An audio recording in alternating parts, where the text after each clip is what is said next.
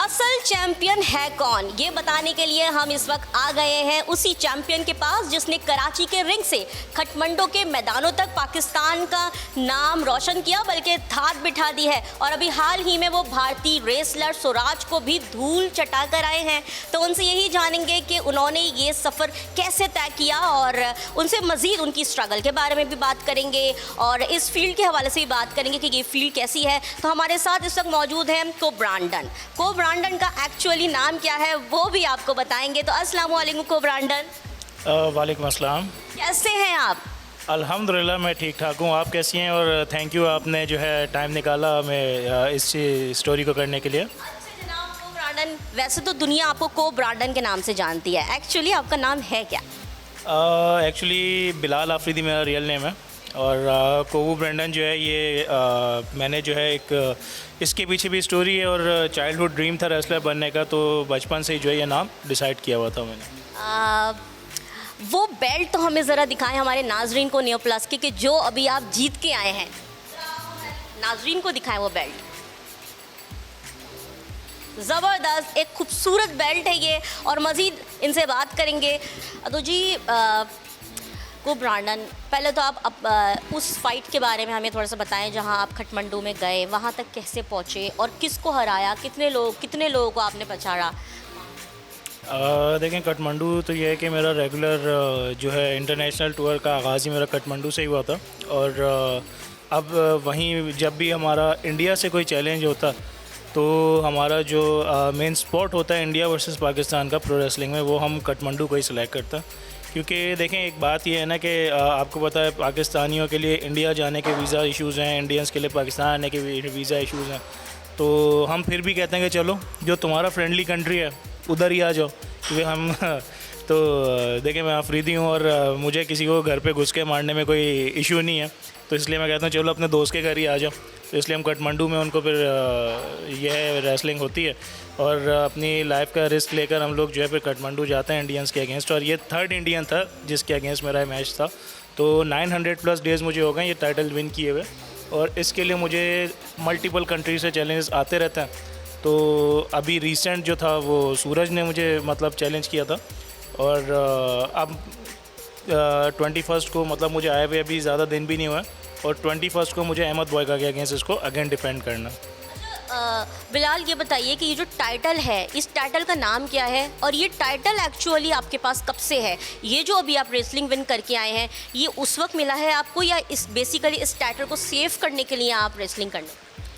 ये title basically जो है आपको पता है हर प्रो रेसलिंग का अपना एक प्रमोशन होता है, जैसे लाइक WWE होती है, AEW है, WCW होती थी, इसी तरह REW है। तो ये REW का टॉप टाइटल है, वर्ल्ड हैवीवेट चैम्पियनशिप है और ये टाइटल मैंने 2022 में विन किया था 5 नवंबर को। उसके बाद मैं अब तक 24 रेसलर्स के अगेंस्ट इसको डिफेंड कर चुका हूँ, जिसमें 2 इंडियंस हैं और कुछ कतर के हैं, सऊदीया के हैं और दुबई के हैं, उसके अलावा मैक्सिकन है और पाकिस्तानियों के अगेंस्ट काफ़ी डिफेंड किया क्योंकि यहाँ लोकल हमारे इवेंट्स होते हैं, तो इसमें मैं हर इवेंट में इसको डिफेंड करता हूँ।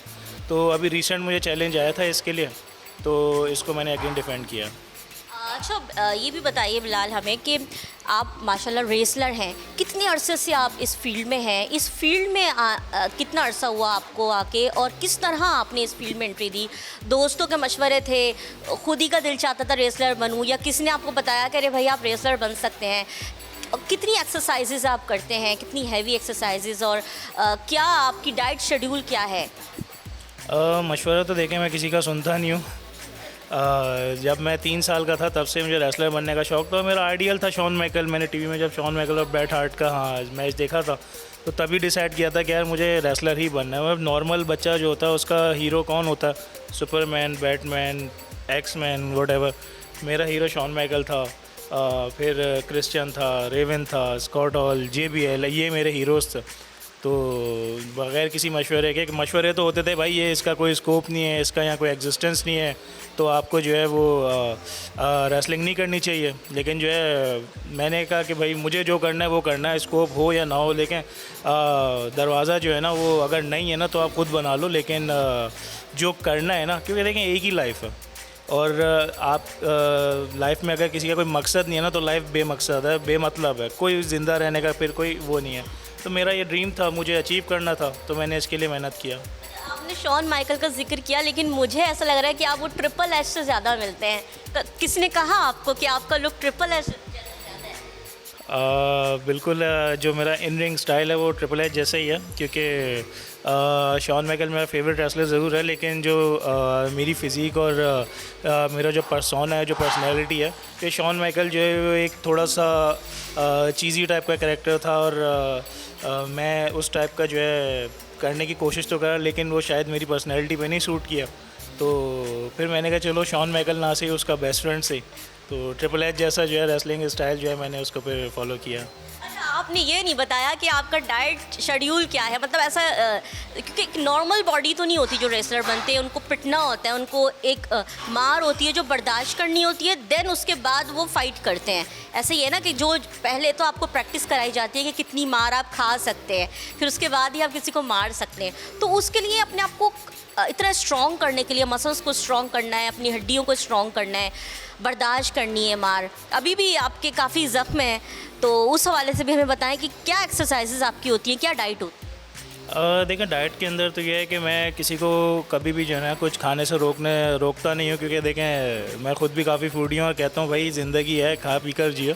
हाँ, लेकिन लाइफ में बैलेंस हर चीज़ को रखना बहुत ज़रूरी है। ऐसा नहीं है कि यार आप कोल्ड ड्रिंक पीते हो, कोल्ड ड्रिंक बड़ी बुरी चीज़ है, लेकिन हफ्ते में एक दफ़ा पीते हो तो कोई बुरी बात नहीं है, लेकिन आप रेगुलर पीते हो तो it's a bad thing, bad habit. और अपनी जो है डाइट पे को अपने वर्कआउट के साथ एक बैलेंस करना बहुत ज़रूरी है। तो क्योंकि ये सिर्फ हमारी वर्कआउट के लिए ही नहीं, ये एक नॉर्मल ह्यूमन के लिए भी जो है ना लाइफ को बैलेंस करना बहुत ज़रूरी है। तो मैं यही कहता हूँ कि भाई मैं कोई स्पेशल डाइट नहीं लेता हूँ, लेकिन यह जो खाना होता है खाता हूँ, लेकिन वर्कआउट के ऊपर अपना जो है पूरा बैलेंस करता हूँ। अगर मैंने आज समोसा खा लिया, तो अगर मेरी मोस्ट फेवरेट वर्कआउट है मैं जिसमें स्किपिंग रोप मेरा बड़ा फेवरेट है, तो जिस दिन मैंने एक समोसा खा लिया उस दिन मैं 1000 के बजाय जो है 1100 रोप्स स्किप करूँगा, लेकिन समोसा खाना होगा खा लूँगा, तो अपनी वर्कआउट को उससे बैलेंस करूँगा। अच्छा, आपने इस जीत का तोहफा पाकिस्तानी आवाम को ईद उल अज़हा पे दिया। 7 जून को आप ये विन करके आए हैं कंपटीशन, फिर वापस आए तो कौन सी फेवरेट डिश थी जो आपने खाई कि ये मैं बनवा के खाऊंगा? क्योंकि कहा जाता है कि रेसलर्स पूरे पूरे बकरे खा जाते हैं, इज़ दिस ट्रू? नहीं, देखें, रेसलर भी इंसान होता है, बॉडी बिल्डर भी इंसान होता है। ये है कि नॉर्मल ह्यूमन से डाइट जो है वो ज़्यादा होती है, क्योंकि देखें मशीन होती है, जितनी यूज़ होती है उतना उसमें ऑयल डलता। तो इस तरह ही जो है हम जितना वर्कआउट करते हैं उतना हमें फिर मज़ीद और डाइट लेने की ज़रूरत होती है, उतना और खाने की नीड होती है। तो ये है कि मैं मोस्टली जो है ड्राई फ्रूट्स यूज़ करना मुझे बहुत पसंद है, तो वो मुझे मतलब नेचुरली बहुत पसंद है, तो मैं ड्राई फ्रूट बहुत ज़्यादा यूज़ करता हूँ। तो और आने के बाद जो है पहले दिन ही वैसे तो मैं राइस इतना नहीं खाता, लेकिन मॉम के हाथ का बना सब कुछ पसंद है, और उन्होंने जो है ईद पे जो बिरयानी बनाई थी वो मेरे लिए बचा कर रखी थी कि भाई वो खिलानी है तो मैंने वही खाई थी, जो मॉम ने खिला दिया वो मुझे अच्छा लगता। रेसलिंग का आगाज़ मैं 2016 से किया था, और मेरा फ़र्स्ट ओपोनेंट अली काजी था, पाकिस्तानी था, और जब हम बहुत ग्राउंड लेवल पर पाकिस्तान में ही करते थे तो वीकली हमारी रेसलिंग्स होती थी, तो अली काजी के साथ मेरी ज़्यादातर राइवलरी रहती थी, तो उसके साथ रेसल किया। फिर उसके अलावा जो है American, Mexican, Saudi, Dubai, Abu Dhabi, यहाँ के रेसलर्स को काफ़ी जो है वो, और इंडियंस के साथ तो मेरा रहता ही है हमेशा। मैं कहता हूँ इंडियन मुझे कहीं पर भी बुलाए, इवन विदाउट रिंग भी कहीं बुलाते हैं तो मैं कहता हूँ ठीक है भाई, फिर मेरे अंदर का पठान जाग जाता है, और मैं कहता हूँ बस मुझे फिर जो है लड़ना है इससे। तो फिर मैं वेन्यू का नहीं सोचता कहाँ पर भी, मैं तो उनको कहता हूँ भाई आप अपने दशहरा के मौके पे मुझे बुलाओ, तो बेशक तुम मुझे अपना रावण कंसिडर कर लो, इस जंग में जो है ना फिर रावण बनकर ही सही मैं तुम्हें हरा के जाऊँगा। वैसे इंडिया को हराने का तो अपना ही मज़ा है और हार भी जाता है वो मज़े का सीन ये है। अच्छा, आप थोड़ा सा ये भी बताएं कि आप जब इस फील्ड में आए तो कौन से चैलेंजेस आपके सामने थे, क्या ना? क्योंकि हम ये देखते हैं कि स्पोर्ट्स का वो करियर नहीं है पाकिस्तान में, ना करियर है ना कल्चर है, उस तरह कल्चर भी नहीं है। तो क्या क्या रुकावटें थी? घर वालों ने आपको परमिशन की इसकी कि हाँ आप रेसलर बन जाओ, या घर वाले आपको अमूमन जैसे डॉक्टर बनाना चाहते हैं बच्चों को या इंजीनियर, तो वो आपको डॉक्टर और इंजीनियर ही बनाना चाहते थे? वैसे एक्चुअल आपका पेशा क्या है, क्या करते हैं आप इसके अलावा? देखें, ये जब मैंने स्टार्ट करना था तो डेफिनेटली पाकिस्तान में आपको पता है स्पोर्ट्स का जो है वो मतलब मैं नाम नहीं लूँगा, एक ही स्पोर्ट के अलावा जो है और किसी का एग्जिस्टेंस ऐसा नहीं है। लेकिन उस स्पोर्ट को भी जो है कोई ऐसा सपोर्ट नहीं है। इंटरनेशनल जो उनका बोर्ड है ना, उसकी वजह से उसको भी यहाँ पे सपोर्ट मिलता है, वरना हमारी जो है गवर्नमेंट से तो उसको भी ऐसा जितना सपोर्ट नहीं है। लेकिन हमारा जो स्पोर्ट है दुनिया का सेकंड मोस्ट व्यूअरशिप वाला स्पोर्ट है। आप कभी देखें, नंबर 1 पे फुटबॉल है जिसको सबसे ज़्यादा देखा जाता है, उसके ऊपर इन्वेस्ट किया जाता है।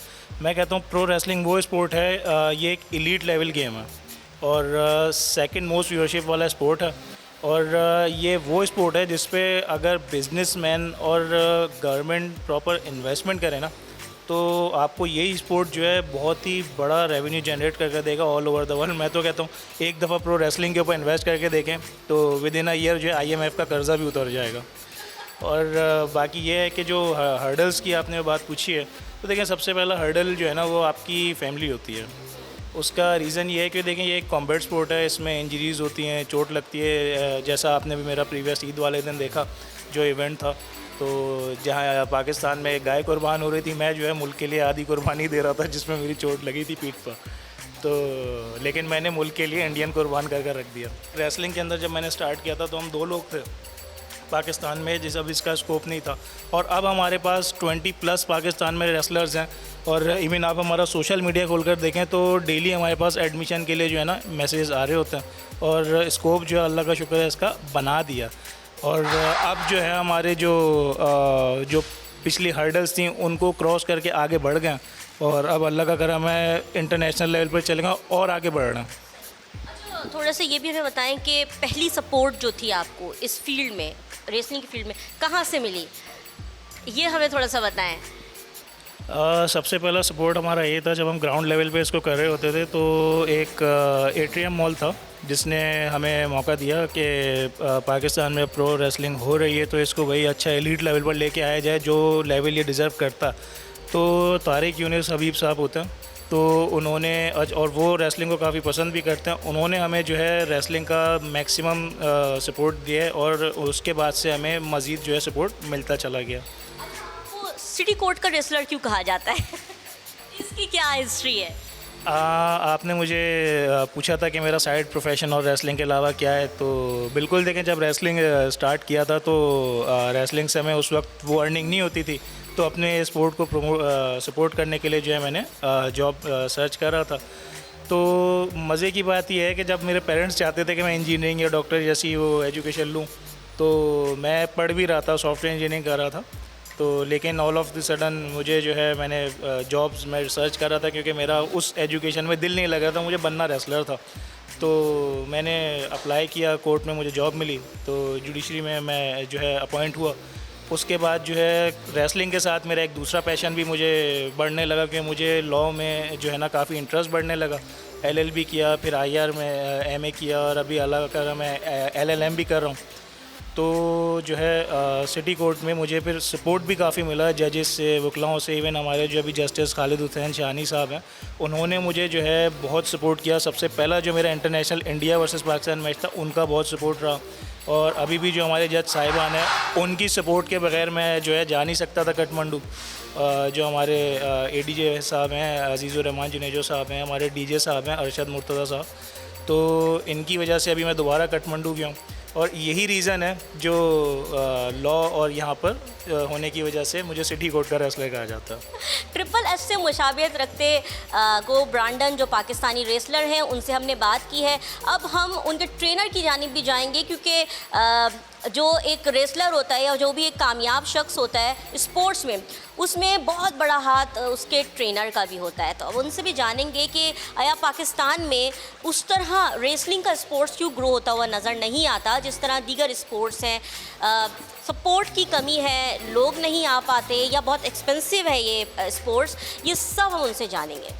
REW के CEO मैक हमारे साथ हैं और हम उनसे ये जानेंगे कि कितने रेसलर्स इस वक्त वो तैयार कर चुके हैं, अपने बिहाफ पे वो इस स्पोर्ट्स को बहुत सपोर्ट कर रहे हैं, रेसलिंग के स्पोर्ट को। तो आपको भी इस प्रोफेशन को, इस स्पोर्ट को आगे ले जाने में किन मुश्किलात का सामना है? अपनी बिहाफ पे आप ये काम कर रहे हैं, क्या सोच के आपने काम किया? और ब्रांडन के अलावा कौन कौन से आपके पास रेसलर्स हैं जिनका आपको काफ़ी ब्राइट फ्यूचर नज़र आ रहा है? अच्छा, बीइंग रेसलिंग CEO बहुत ज़्यादा मेरी रिस्पॉन्सिबिलिटीज़ हैं। कोचिंग करना, रेसलर्स को ट्रेन करना, इनके इंटरनेशनल टूर्स को मैनेज करना, इवेंट ऑर्गेनाइज़ कराना। तो इन सब चीज़ों के लिए ज़ाहिर सी बात है बहुत सारी स्ट्रगल की है और फेस किया है, लेकिन अल्हम्दुलिल्लाह वी हैव 20 रेसलर्स जो कि ट्रेंड हैं इंटरनेशनली। प्लस हमारे पास जो REW में जो रेसलर्स हैं वो बाहर भी काफ़ी सारे टूर्स करके आ चुके हैं। हमने यहाँ पे ख़ुद भी इवेंट्स किए हैं और प्राइवेट स्पॉन्सर्स के थ्रू जो है हम अपने इवेंट्स ऑर्गेनाइज़ कराते हैं, बिकॉज़ गवर्नमेंट लेवल पे हमारे इवेंट्स नहीं हो पाते। तो ये स्ट्रगल जारी है और आज जैसे भी आपने देखा कि कोबू ब्रैंडन ने इंडियन रेसलर को जो है बीट किया, तो इस तरह माजी में भी बहुत से ऐसे रेसलर्स हैं जो कि बाहर गए और पाकिस्तान का परचम लहरा के आए हैं। देखिए, मेरा जो पैगाम है यूथ के लिए, इवन ना सिर्फ यूथ के लिए बल्कि उनके पेरेंट्स के लिए भी मेरा जो पैगाम है ना, वो ये है कि देखें पेरेंट्स जो है बच्चों को आजकल जो है ना, क्योंकि देखें पुराने ज़माने में बच्चे जो है खेलने के लिए बाहर निकलते थे, क्रिकेट खेलते थे, फुटबॉल खेलते थे, दूसरे जो है दीगर गेम्स खेलते थे। और आजकल आप देख सकते हैं कि जो हमारी यूथ है वो जो है मोबाइल गेम्स और जो कंप्यूटर गेम्स है उसको ज़्यादा वो करते हैं। और पेरेंट्स भी जो है ना, पेरेंट्स भी ये चाहते हैं कि क्या नाम है, बच्चा जो है अच्छा है घर के जो है अंदर रहे, नज़रों में रहे। एक्चुअली ये चीज़ जो है बच्चे को वीक करती है। और फिर आजकल थोड़ी सी चीज़ ये भी बढ़ गई है कि जो है सिगरेट और जो नशा है और इस तरह की जो मुंशियात हैं, ये इन चीज़ों का इस्तेमाल काफ़ी बढ़ता जा रहा है। क्योंकि देखें इसका इस्तेमाल इसलिए बढ़ता जा रहा है क्योंकि ये अब फैशन बन गया है। अब सिगरेट अगर गंदी चीज़ है तो उसको जो है वो डिजिटल इलेक्ट्रिकल फॉर्म दे दी है, जिसको हम वेप कहते हैं।